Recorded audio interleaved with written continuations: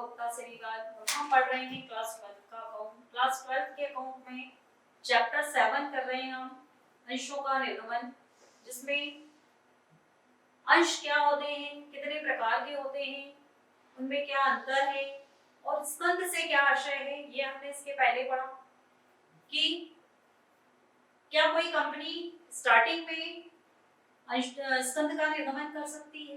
इसके पहले ये भी मैंने आपको बताया कि नहीं, कोई भी कंपनी स्टार्टिंग में स्कंद का निर्गमन नहीं कर सकती है। स्कंद और अंश में क्या अंतर है ये अब हम पढ़ेंगे। निम्न बिंदुओं पर हम इसमें अंतर कर सकते हैं। पहला है हमारा मूल्य, अंश और स्कंद। तो सबसे पहले हम अंश के बारे में देखेंगे कि अंश का एक अंकित मूल्य होता है, जबकि स्कंद का कोई अंकित मूल्य नहीं होता। अंकित मूल्य जैसे कंपनी जब भी शेयर निर्गमित करती है तो वो एक प्राइस बता देते हैं कि जो अंश निर्गमित किया गया है कंपनी के द्वारा, उसकी फेस वैल्यू अंकित मूल्य जिसको कहा जाता है, जो उसके ऊपर लिखा रहता है, अंकित रहता है, वो अंकित मूल्य कहलाता है उसका, कि अंकित मूल्य उसका 10 रुपए है, 50 रुपए है, 100 रुपए है। लेकिन स्कंद पे इस तरह का कोई मूल्य नहीं लिखा हुआ होता है। पूर्णदत्त, अंश पूर्णदत्त हो ये जरूरी नहीं है, लेकिन स्कंद हमेशा पूर्णदत्त होता है, फुली पेड अप होता है। अंश का पूर्णदत्त होना आवश्यक नहीं है, लेकिन स्कंद हमेशा पूर्णदत्त होता है। पंजीयन, अंश हमेशा पंजीकृत होते हैं, हमेशा रजिस्टर्ड होते हैं, जबकि स्कंद का पंजीयन होना जरूरी नहीं है।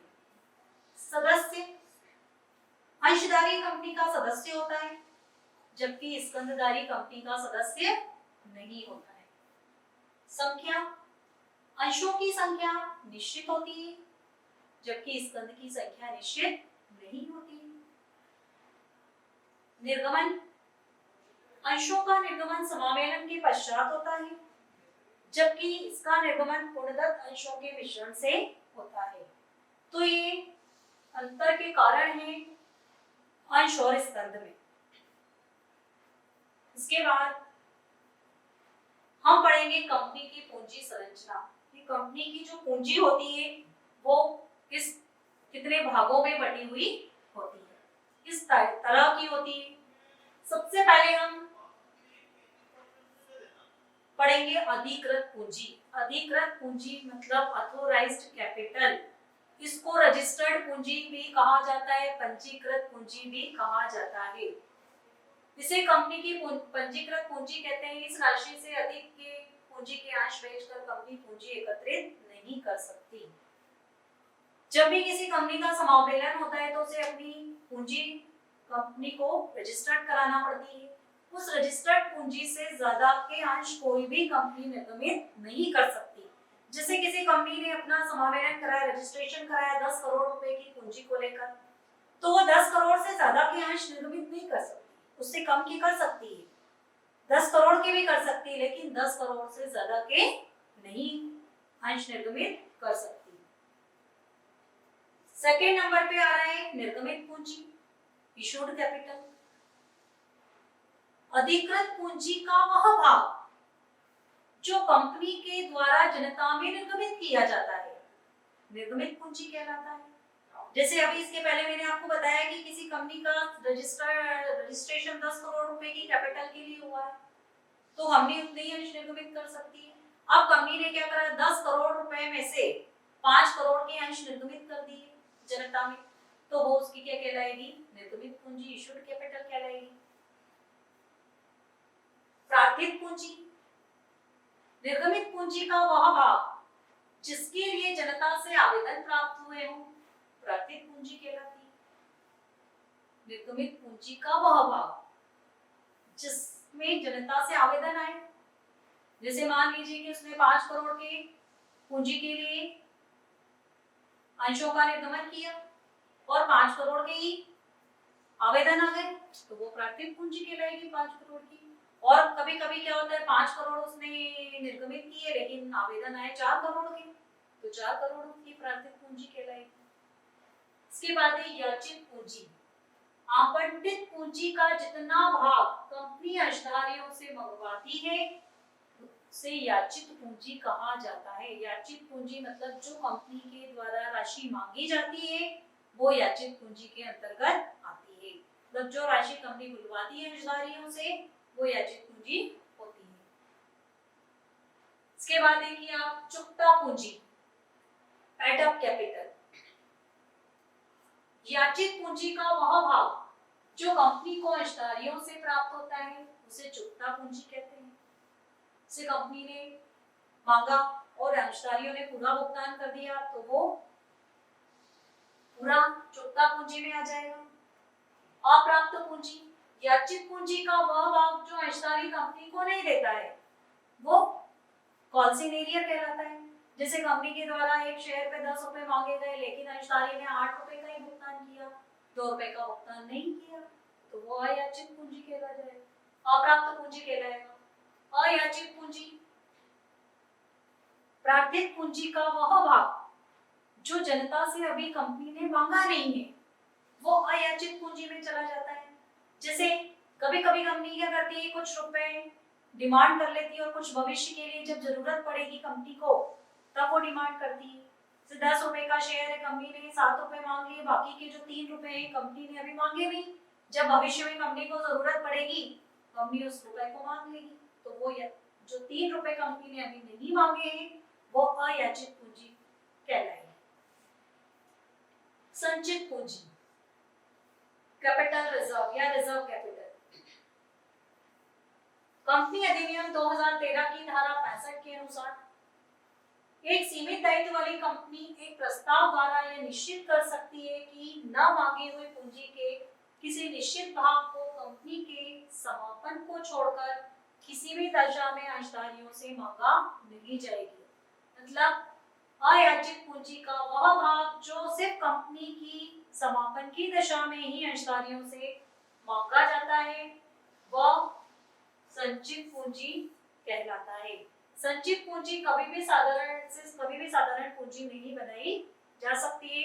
इसको कब मांगा जाता है, जब कंपनी समाप्त होती है और जब लेनदारों का भुगतान करना होता है तभी इस पूंजी को कंपनी के द्वारा मांगा जाता है।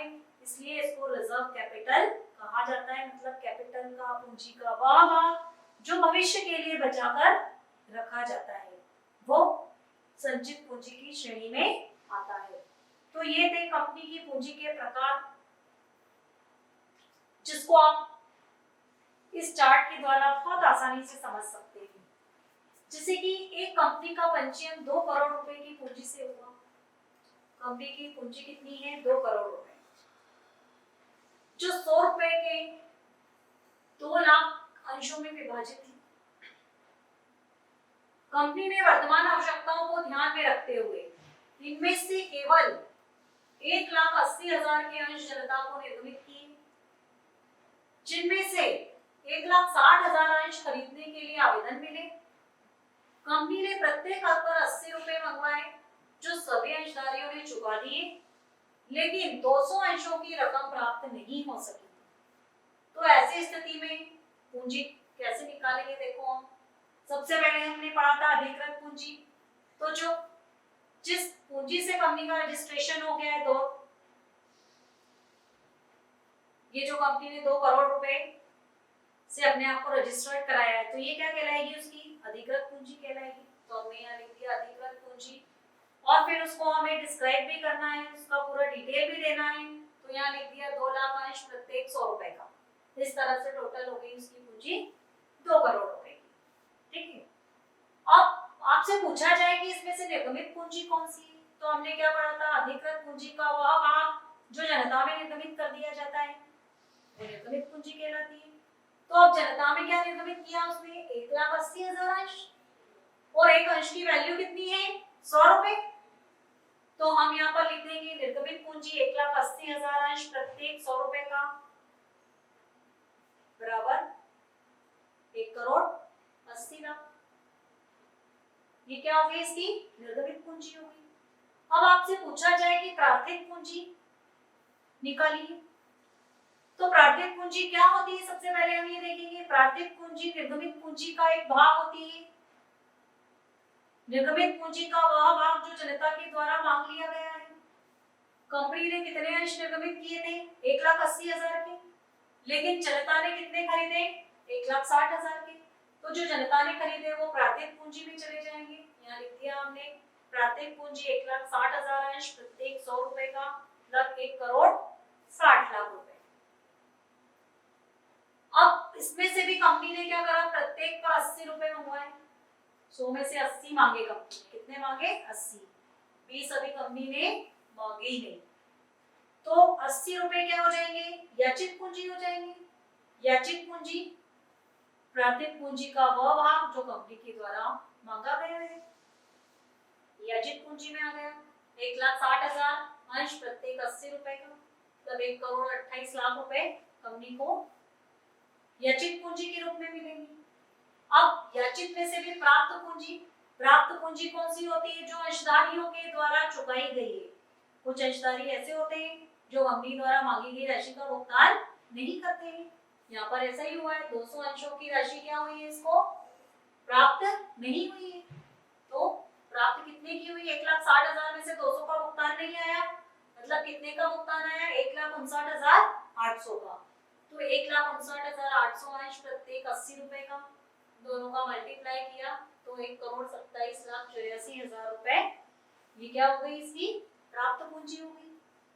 अप्राप्त पूंजी कौन सी? 200 अंश, एक अंश पर 80 रुपए, टोटल 16,000 रुपए कंपनी को प्राप्त नहीं हुआ। तो ये था कंपनी की पूंजी का बंटवारा, उसको किस तरीके से आपको समझना था। मैंने आपको बताया कि अंशों के माध्यम से हम उसको बहुत आसानी से समझ सकते हैं। तो ये भी कंपनी की अंश पूंजी के प्रकार जो आपको मैंने अभी बताया, ये भी एक अच्छा क्वेश्चन है। इसके माध्यम से आप पूरी कंपनी के कैपिटल स्ट्रक्चर को बहुत आसानी से